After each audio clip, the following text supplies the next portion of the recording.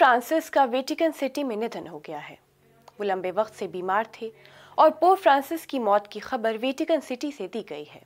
अब उनके अंतिम संस्कार के बाद नए पोप चुने जाएंगे और आज की वीडियो में हम आपको बताएंगे पोप का चुनाव कैसे होता है। आदाब, आप देख रहे हैं आवाज द वॉइस और मैं हूं आपके साथ अमीना माजिद। पोप ग्रीक शब्द पप्पास से निकला है, जिसका अर्थ है फादर, पिता।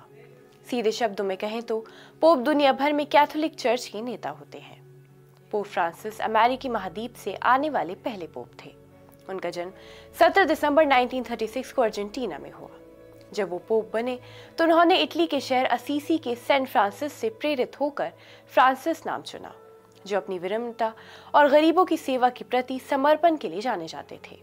वो अमेरिका से आने वाले पहले पोप बने। अब सवाल ये है कि नए पोप को कैसे चुना जाता है।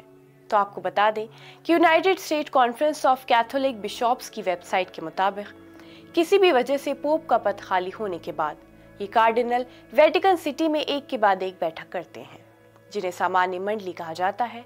इन बैठकों में वो वैश्विक स्तर पर कैथोलिक चर्च के सामने आने वाली जरूरतों और चुनौतियों पर चर्चा करते हैं।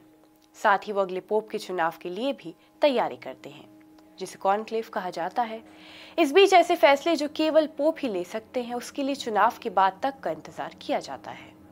ऐसी बैठक में ही मृत पोप के अंतिम संस्कार और उन्हें दफनाने की व्यवस्था की जाती है। कार्डिनल पोप के चुनाव के लिए गुप्त मतदान करते हैं।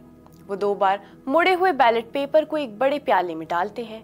जब तक किसी उम्मीदवार को 2/3 वोट नहीं मिल जाते, तब तक हर दिन 4 राउंड की वोटिंग होती है। हर राउंड के रिजल्ट को जोर से गिना जाता है और रिकॉर्डर बने 3 कार्डिनल उन्हें रिकॉर्ड करते हैं। अगर किसी को आवश्यक 2/3 वोट नहीं मिलता है तो बैलेट पेपर को चैपल के पास एक स्टोव में जला दिया जाता है और उनको काला धुआं पैदा करने वाले केमिकल में जलाया जाता है। आखिरकार जब एक कार्डिनल को आवश्यक 2/3 वोट मिल जाता है तो कार्डिनल्स कॉलेज के डीन उससे पूछते हैं कि क्या आप पोप के पद पर अपने चुनाव को स्वीकार करते हैं। अगर वो स्वीकार करते हैं तो वो अपने लिए एक पोप नाम चुना जाता है। दुनिया को नए पोप के चुनाव का संकेत देने के लिए अंतिम राउंड के बैलेट पेपर को सफेद धुआं पैदा करने वाले केमिकल के साथ जलाया जाता है। अब देखना ये होगा कि नए पोप कौन होते हैं।